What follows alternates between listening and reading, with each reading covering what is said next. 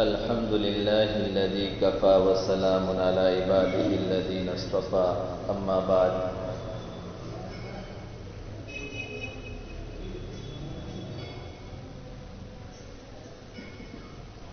بزرگوں اور دوستوں،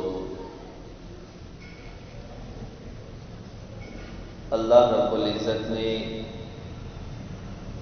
ہمیں اور ایمان والوں کو آپ صلی اللہ علیہ وسلم کے زمانے سے لے کر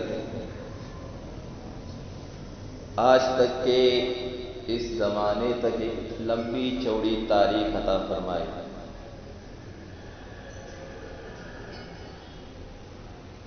اسلام کی تاریخ مجاہدات، تقوی، صبر اور اعمال صالحہ کے ساتھ میں بھری ہوئی ہے۔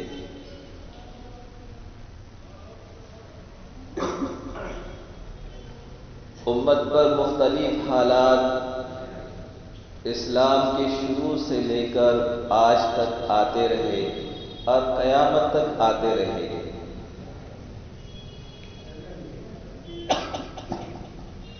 اللہ کے رسول صلی اللہ علیہ وسلم فرماتے ہیں، بدأ الاسلام غریبا وسیعود غریبا۔ اسلام کی ابتدا بالکل اجنبیت کے حالت میں ہوئی۔ اللہ کے رسول صلی اللہ علیہ وسلم کو جب 40 سال کی عمر میں نبوت ملی، آپ کو بحیثیت نبی کوئی نہیں جانتا تھا، بلکہ یہاں تک ہو گیا کہ جو آپ کو صادق اور امین کہتے تھے وہ بھی اللہ کے رسول صلی اللہ علیہ وسلم کو جھٹلا بیٹھے۔ اسلام کی ابتدا بالکل ایسے حالت میں ہوئی کہ تنہا اللہ کے رسول صلی اللہ علیہ وسلم کھڑے ہوئے اور آپ نے ساری انسانیت کو ایک نئے دین، نئے پیغام کی طرف بلایا۔ جیسے جیسے اللہ کے رسول صلی اللہ علیہ وسلم لوگوں میں اپنی بات کو رکھنے کی کوشش کرتے، لوگ آپ کی مخالفت میں اور زیادہ بڑھ جاتے۔ یہاں تک کہ اللہ کے رسول صلی اللہ علیہ وسلم کے چچا، جنہوں نے آپ کی پیدائش پر لوگوں میں مٹھائی بانٹی اور لوگوں میں خوشی کا اظہار کیا اور اعلان کیا کہ آج میرے گھر میں بھتیجا پیدا ہوا، جب اللہ کے رسول صلی اللہ علیہ وسلم نے اپنے قبیلے اور خاندان والوں کو اللہ کے حکم پر دین کی دعوت دینے کی کوشش کی، تو سب سے پہلے آپ کے چچا نے آپ کی مخالفت کی اور سب سے پہلا پتھر آپ کے چچا کی طرف سے آپ پر پڑا۔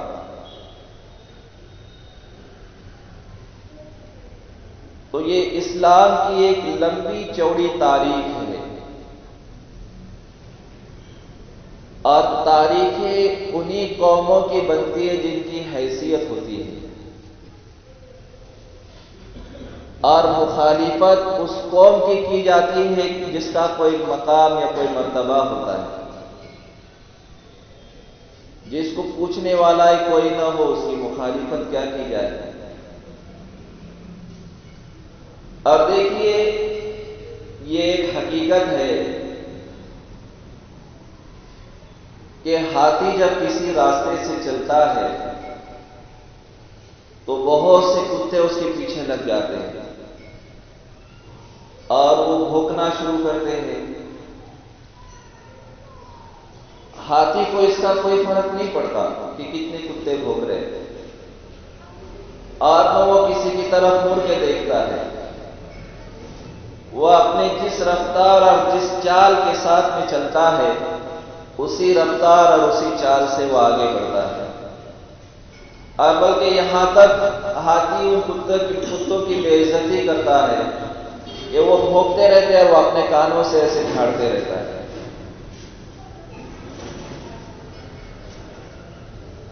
تو دیکھیے اسلام کی اپنی ایک عظمت ہے، اپنی ایک شان ہے، اور اس کی اپنی ایک تاریخ ہے۔ ہر زمانے میں اسلام کو لوگوں نے دبانے کی کوشش کی، مختلف انداز میں، مختلف طریقوں سے، مختلف اعتبار سے، لیکن جب اسلام کو دبانے کی کوشش کی، یہ دبنے کے بجائے ابھرا ہے۔ اور اللہ یہ 3 یاجوج ماجوج جو آج پیدا ہوئے ہیں دیش میں، اللہ ان کو اچھا رکھے، دعا تو نہیں کرتا ہوں،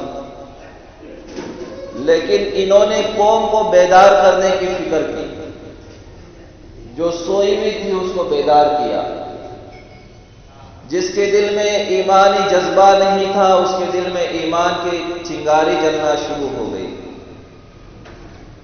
جو اسلام اور مسلمانیت کو اپنانے کے لیے قبول نہیں تھا، اب وہ کسی درجے میں اپنے آپ کو مسلمان ظاہر کرنے کے لیے تیار ہوا۔ اب یہ 3 یاجوج ماجوج نام لینے کی ضرورت نہیں، سارے جانتے ہیں جن کے فتنے کیسے ہیں۔ روزانہ ایک نیا فتنہ صبح ہونے کے بعد لوگوں کو سننے میں آتا ہے، اور حقیقت بھی یہی ہے کہ یہ دجالی فتنہ ہے، یاجوج ماجوج کا فتنہ ہے، جو روزانہ کچھ نہ کچھ سر ابھارتا ہے۔ منگولوں نے جب سر اٹھایا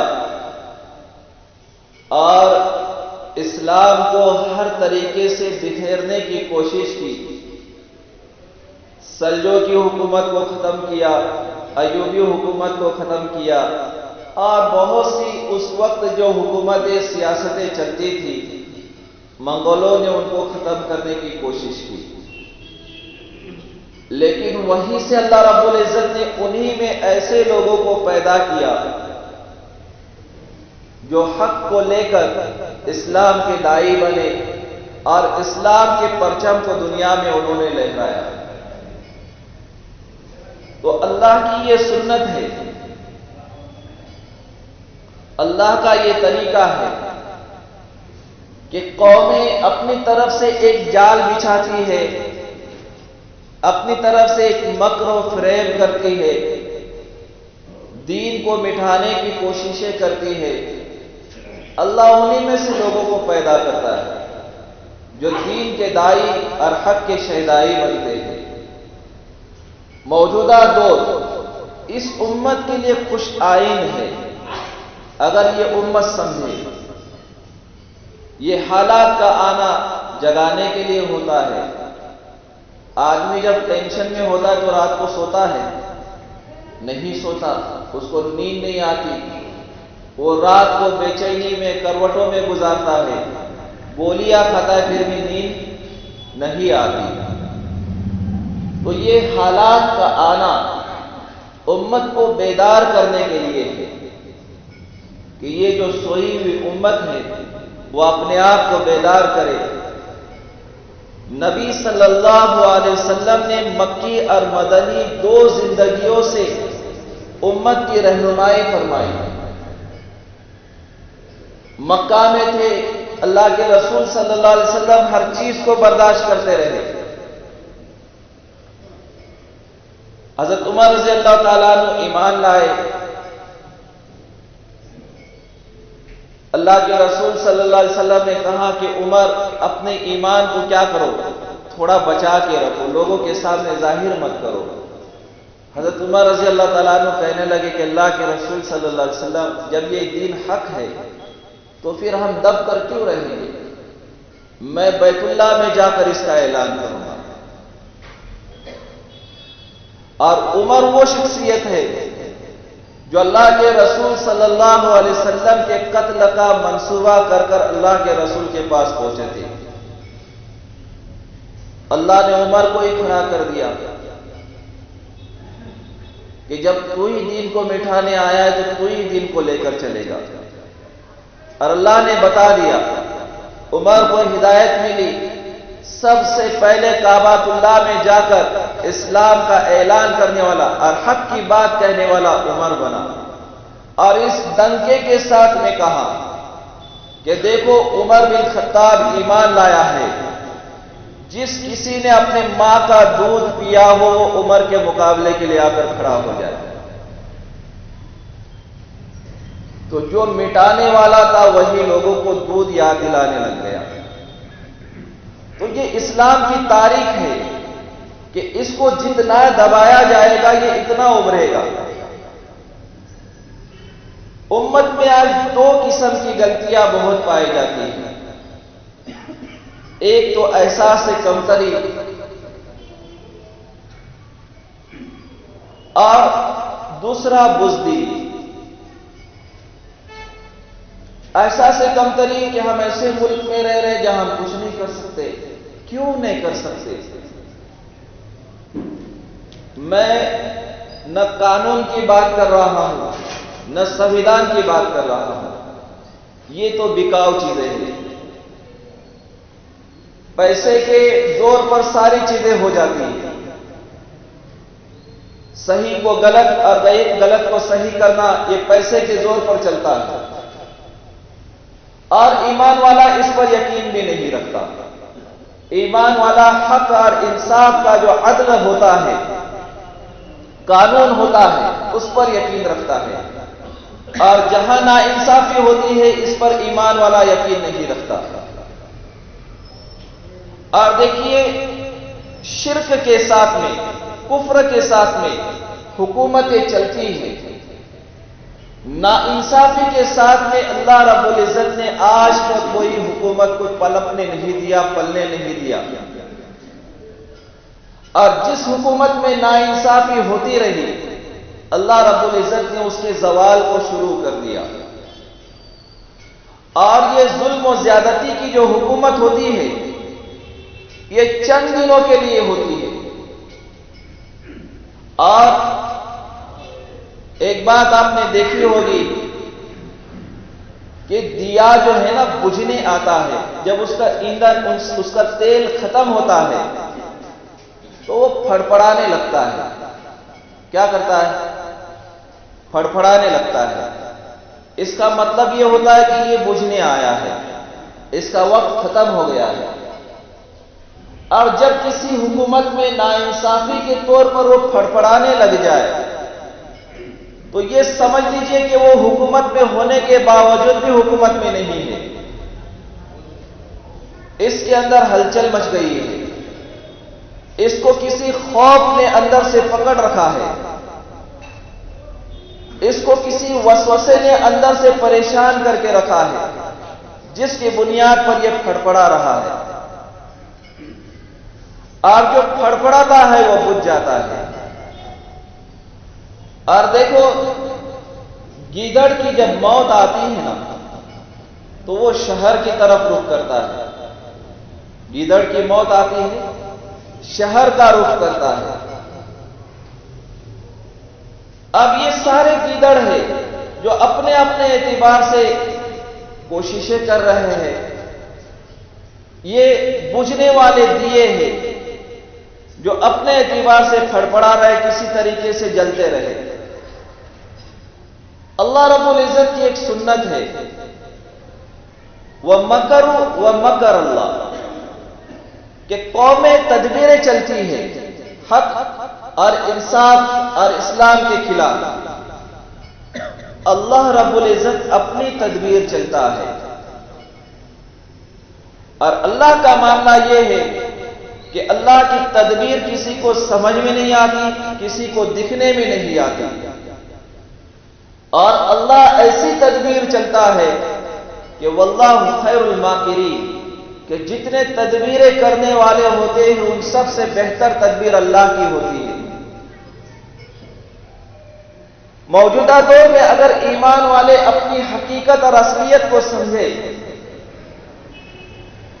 تو یقیناً ان کی تاریخ مستقبل میں بہت روشن ہے۔ اگر یہ کاروبار سے ہٹ کر تھوڑا اسلام کے بارے میں سوچے، یا اپنے بزنس سے نکل کر اپنے اسلام کے بارے میں سوچے، یا اپنے کام دھندوں سے نکل کر اسلام کے بارے میں سوچے، تو اسلام کی تاریخ ہمیشہ روشن رہی ہے اور رہے گی۔ جو اس کو نہیں سمجھے گا وہ مٹ جائے گا، اور جو اس کو بڑھانے کی کوشش میں آگے بڑھے گا، اللہ یا تو اس کو غازی بنائے گا یا تو شہید بنائے گا۔ اور اسلام کے لیے اپنے آپ کو پیش کرنے والوں کے لیے دو چیزیں ہوتی ہیں، یا تو جنت یا تو دنیا میں کامیابی، مال غنیمت۔ ان دونوں کے علاوہ ایمان والے کے لیے دوسری کوئی چیز نہیں ہے، اور دونوں طریقے سے کامیابی ہے۔ مر گیا تو جنت میں جائے گا، اور زندہ رہا تو غازی بن کر زندہ رہے گا۔ یہ اللہ رب العزت نے اس قوم کو خصوصیت دی ہے، اور اس خصوصیت کی وجہ سے ساری دنیا اس قوم کو ڈرتی ہے۔ لیکن افسوس کی بات ہے کہ آج یہ ہماری ایمان والی قوم غیر قوم سے ڈرنے لگ گئی۔ اس کا بھی رسول صلی اللہ علیہ وسلم نے سبب بتایا۔ اللہ کے رسول صلی اللہ علیہ وسلم نے فرمایا کہ ایک زمانہ آئے گا میری امت پر کہ باطل ساری قومیں جو ہے وہ میرے امت کو ختم کرنے کے لیے ایسی جمع ہو جائے گی جیسے کہ ایک کھانے کا پیالہ رکھا ہوا ہو، اور 10-15 دن کے بھوکے لوگوں کو اس پیالے پر چھوڑ دیا جائے، تو اس پیالے کے کھانے پر جس طریقے سے یہ لوگ ٹوٹ پڑتے ہیں، میری امت کو ختم کرنے کے لیے ایسی قومیں جمع ہوگی اور ان کو ختم کرنے کی کوشش کرے گی۔ اب صحابہ ہے، ان کا ایمان، ان کا جذبہ، ان کا ولولہ، واللہ کے رسول صلی اللہ علیہ وسلم سے پوچھ بیٹھے کہ یا رسول اللہ صلی اللہ علیہ وسلم ایسے حالات ہم پر کیسے آئے گے؟ اللہ کے رسول صلی اللہ علیہ وسلم نے فرمایا کہ جب تم میں دو چیزیں پیدا ہو جائے گی تو یہ حالات پیدا ہوں گے۔ ایک تو دنیا سے محبت، مرنے کا ڈر، دنیا سے محبت، مرنے کا ڈر،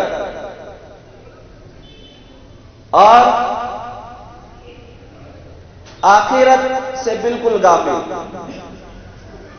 دنیا کی محبت اور آخرت سے بالکل غافل، یعنی کراہیت الموت۔ موت سے آدمی کیا کرے گا؟ اپنے آپ کو بچانے کی کوشش کرے گا کہ اگر میں نے ایسا کیا تو مر جاؤں گا، یہ قدم اٹھایا تو مر جاؤں گا۔ اللہ بزدلوں کے ساتھ میں نہیں ہوتا، اللہ بزدلوں کے ساتھ میں نہیں ہوتا، اللہ ہمت والوں کے ساتھ میں ہوتا ہے۔ آج ساری قوم سوئی ہوئی ہے، مجھے ذرا یہ بتائیے کہ اسلام کی ہمدردی میں اپنے جسم کو بنانے کی کون فکر کرتا ہے؟ دین میں لگنے والا، دین کے شعبوں میں کام کرنے والا بھی اس ایکٹیویٹی سے غافل ہے، اس پریکٹس سے غافل ہے۔ نہ ورزش کرتا ہے، نہ کوئی ایکٹیویٹی کرتا ہے، نہ اپنے بچاؤ، اپنے دفاع کا کوئی کام سیکھتا ہے۔ صبح میں سب سے زیادہ سوئی ہوئی قوم ہوتی ہے وہ ایمان والی قوم ہوتی ہے، اور جو فجر میں آتے وہ بھی نکل کے فجر کے بعد جا کے بستروں پر لیٹ جاتے ہیں۔ ہماری ایک تاریخ ہے، حضرت عمر رضی اللہ تعالیٰ عنہ کے بارے میں مشہور تھا کہ ایسا گھوڑا جس کی پیٹھ پر زین رکھی ہوئی نہ ہو۔ زین سمجھتے؟ یہ بھی سمجھنے کی بات ہے، تعجب کی بات ہے کہ زین بھی نہیں سمجھتے۔ اب اگر کسی کو اٹھا کر پوچھو تو کوئی نہیں بتائے گا زین کس کو بولتے، الا ماشاء اللہ۔ گھوڑے پر بیٹھنے کے لیے جو سیٹ کے طور پر رکھا جاتا ہے اس کو زین کہتے ہیں. تو یہ بغیر زین کا جو گھوڑا ہوتا ہے، عربی گھوڑا جو تیز رفتاری سے دوڑتا تھا، حضرت عمر رضی اللہ تعالیٰ عنہ چھلانگ مار کر ایسے گھوڑے کے پیٹھ پر سوار ہوتے تھے. جو گھوڑا دوڑ رہا ہے، بھاگ رہا ہے، اس گھوڑے کے پیٹھ پر چھلانگ مار کر بیٹھ جاتے تھے. امام شافعی رحمۃ اللہ علیہ کے بارے میں لکھا ہے کہ امام شافعی رحمۃ اللہ علیہ تیر اندازی میں اتنے ماہر تھے کہ ایک مرتبہ 10 تیر ان کو کسی نے دیا اور کہا کہ اس نشانے پر آپ کو 10 تیر لگانے ہیں. 10 کے 10 تیر ایک نشانے پر لگائے، ایک بھی نشانہ نہیں چکا. ہمیں تو پتھر بھی اٹھانا نہیں آتا. بیوی اگر گھر میں نہیں ہے تو پیاز بھی کاٹنے نہیں آتا. اب تو یہ آگے کی باتیں ہیں. اللہ کے رسول صلی اللہ علیہ وسلم کے سامنے ایک صحابی نے نشانے پر تیر لگایا. آپ اتنے خوش ہو گئے کہ جیب میں ہاتھ ڈالا، سونا نکال کر اس کو دے دیا. یہ اسلام کی تعلیمات ہیں. اور آج ہماری قوم کہاں ہے؟ نہ تعلیم ہے، ایجوکیشن کے لائن سے بالکل پچھڑی ہوئی، نہ کسی فزیکل ایکٹیویٹی میں ہے. ہر طریقے سے ہماری قوم بالکل پیچھے ہے. اللہ اکبر کا نعرہ کہنے سے اسلام زندہ نہیں ہوگا، اور بڑی بڑی باتیں کرنے سے اسلام زندہ نہیں ہوگا. اپنے آپ کو فزیکل طور پر فٹ کرنا پڑے گا. حضرت عمار بن یاسر رضی اللہ تعالیٰ عنہ 95 سال کی عمر ہے. کتنی سال کی عمر ہے؟ 95 سال کی عمر ہے. صفین کی یا جمل کی لڑائی میں غالباً ان کی شہادت ہوتی ہے. اللہ کے رسول صلی اللہ علیہ وسلم نے ان کے بارے میں فرمایا تھا کہ عمار تجھ کو باغی گروہ کیا کرے گا؟ شہید کرے گا. اللہ کے رسول صلی اللہ علیہ وسلم نے اس کی علامت بتائی تھی کہ تمہاری شہادت سے پہلے آخری غذا دودھ ہوگی. 95 سال کا بوڑھا گھوڑے پر سوار ہو کر تیر بھی چلاتا ہے، نیزے بھی چلاتا ہے، بھالے بھی چلاتا ہے، اور 95 سال کا بوڑھا جوانوں کی طرح تلوار بھی چلاتا ہے. اور ہمارا نوجوان چھری بھی چلانے کے قابل نہیں ہے. اس قوم کو اللہ ترقی دے گا، اس قوم کو اللہ آگے بڑھائے گا جو کچھ بھی نہیں جانتی، جس کو پتہ ہی نہیں ہے. اس میں سے کتنے ایسے ہوں گے جن کو اٹک بیٹک کرنا معلوم نہیں ہوگا. یہ بھی ایک ورزش ہے. کتنے ایسے ہوں گے جن کو ڈپس مارنا معلوم نہیں ہوگا. اس میں سے کتنے ایسے ہیں کہ اگر بھاگنے کی ریس لگائی جائے تو یہ اپنے پینٹ پکڑ کے بیٹھ جائے گے. کتنے ایسے ہیں جو سجدہ سیدھا نہیں کر پاتے پینٹ کی وجہ سے. جو اپنے پینٹ نہیں سنبھال سکتا وہ اسلام کو کیا سنبھالے گا؟ جو اپنے لباس اور حلیے کو نہیں سنبھال سکتا ہے وہ اسلام کو کس طریقے سے ترقی دے گا؟ میرے بزرگوں اور دوستوں، یہ جاگنے کا وقت ہے، سونے کا وقت نہیں ہے. اپنی فزیکل ایکٹیویٹی کا وقت ہے. اپنے آپ کو تیار کرو، خود بھی تیار رہو، اپنی اولاد کو تیار کرو، اپنے لڑکیوں تک کو تربیت دو، اپنے لڑکیوں تک کو بھی تربیت دو. خنسا رضی اللہ تعالیٰ عنہ تلوار لے کر مردوں کی طرح جہاد میں لڑی ہے اور کئی لوگوں کو جہنم کے اندر ڈھکیل دیا. عورت ذات ہے، تلوار چلانا جانتی ہے. تو میرے بزرگوں اور دوستوں، اپنی تاریخ کو سمجھو. اگر ہم نے اپنی تاریخ کو نہیں سمجھا اور اپنے تاریخ کو نہیں پڑھا اور جاننے کی کوشش نہیں کی تو یہ گیدڑوں کے جھنڈ جم جائے گے، بھیڑیوں کے جھنڈ جم جائے گے اور نوچنے کی کوشش کریں گے. اور اگر ہمارے پاس کچھ بھی نہیں ہے تو یہ ہمیں نوچ کر کھائیں گے اور ہم کچھ بھی نہیں کر پائیں گے. اگر اس ملک میں رہنا ہے تو اپنا تشخص، اپنی شناخت پیدا کرنی پڑے گی، اپنے آپ کو اپنے دین پر قائم کرنا پڑے گا، تب جا کر اس ملک میں اپنی ایک شناخت بنے گی، ہماری ایک آئی ڈی بنے گی، ہماری ایک آئیڈینٹی بنے گی اور ہماری ایک پہچان ہوگی جو لوگوں میں چھاپ چھوڑے گی۔ تو میرے بزرگوں اور دوستوں، اپنے آپ کو ہر موقع کے لیے تیار کرنا چاہیے۔ دعوت اور تبلیغ کا کام ہے، اپنے آپ کو پیش کرے۔ دین کی کسی شعبے کا کام ہے، اپنے آپ کو پیش کرے۔ دین کو زندہ کرنے کا جو بھی موقع آئے گا ہم اپنے آپ کو پیش کریں۔ اپنے بچوں کو کراٹا سکھائے، اپنے بچوں کو اسپورٹ سکھائے، اپنے بچوں کو ہر قسم کی جو تعلیم دے سکتے وہ دینے کی کوشش کرے۔ جو بچے آوارہ گھومتے آپ ان کو تیار کریں کہ وہ اپنے دین کی، اپنے مذہب کی، اپنے اسلام کی حفاظت کرنے والے بن جائے۔